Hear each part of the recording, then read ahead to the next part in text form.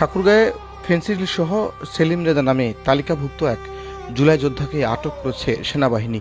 সোমবার রাত 11:30টায় তাকে ঠাকুরগাঁও সদর থানা পুলিশের নিকট হস্তান্তর করে সেনা সদস্যরা।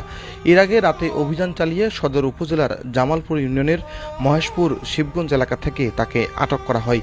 আটক সেলিম রেজা ওই গ্রামের খোরশেদ আলীর ছেলে ও গণ অভ্যুত্থানের গেজেটভুক্ত জুলাই যোদ্ধা।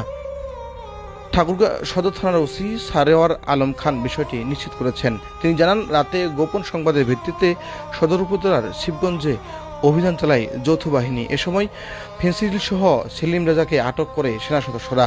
আমাদের থানা পুলিশ এবং সেনাবাহিনীর যৌথ অভিযানে জামালপুর ইউনিয়নের মহেশপুর গ্রাম থেকে সেলিম রেজা নামের একজন মাদক ব্যবসায়ীকে গ্রেপ্তার করা হয়েছে। তার দখল হইতে 22 বোতল ফেন্সিডিল এবং মাদক বিক্রির 42,650 টাকা সহ জব্দ করা হয়েছে। সে স্বীকার করেছে যে সে একজন জুলাই যোদ্ধা। মামলা রুজু হচ্ছে, তদন্ত ব্যবস্থা গ্রহণ করবে।